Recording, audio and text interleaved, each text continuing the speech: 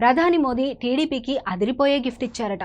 40% voting ఉన్న TDP నుంచి 1-2% ఓట్లు ఉన్న బీజేపీకి ఓట్లు బదలాయింపు జరగాలంటే సైకిల్ పార్టీని సంతృప్తి చేయాల్సిన అవసరం కాషాయ పార్టీకి ఉంది.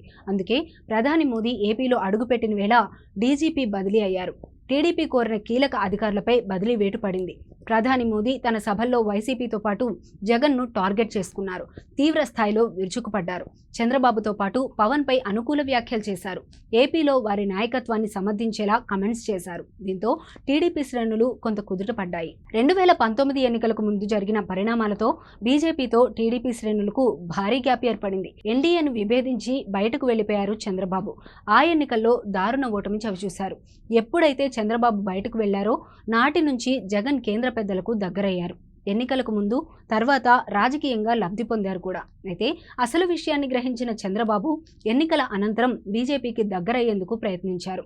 చివరకు ఎన్నికల ముంగిట బీజేపీతో పొత్తు కుదుర్చుకున్నారు. అయితే ఎన్నికల నిర్వహణలో బీజేపీ నుంచి ఆశించిన సహకారం కోసమే చంద్రబాబు 10 అసెంబ్లీ సీట్లు, 6 పార్లమెంటు స్థానాలను త్యాగం చేశారు. అయితే బీజేపీ నుంచి ఆశించిన సహకారం లేకపోవడంతో టీడీపీ శ్రేణుల్లో ఒక రకమైన ఆందోళన కనిపించింది.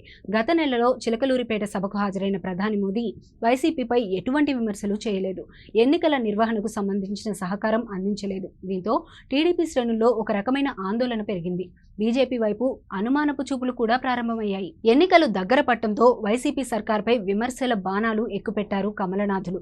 ఏపీలో పాలన చేతకాని వ్యక్తి జగన్ అని ప్రధాని మోదీ ఆరోపించారు. అమరావతి, పోలవరం వంటి సమస్యలను కూడా ప్రధాని ప్రస్తావించారు. వైఎస్ రాజశేఖర రెడ్డి చిరకాల స్వప్నమైన ఉత్తరాంధ్ర సుజల స్రవంతి పథకాన్ని జగన్ పూర్తి చేయలేకపోయారని, కనీసం దాని గురించి పట్టించుకోలేదని విమర్శించారు. పాలన చేతకాని అసమర్థుడు జగన్ అంటూ ఆరోపణలు చేశారు.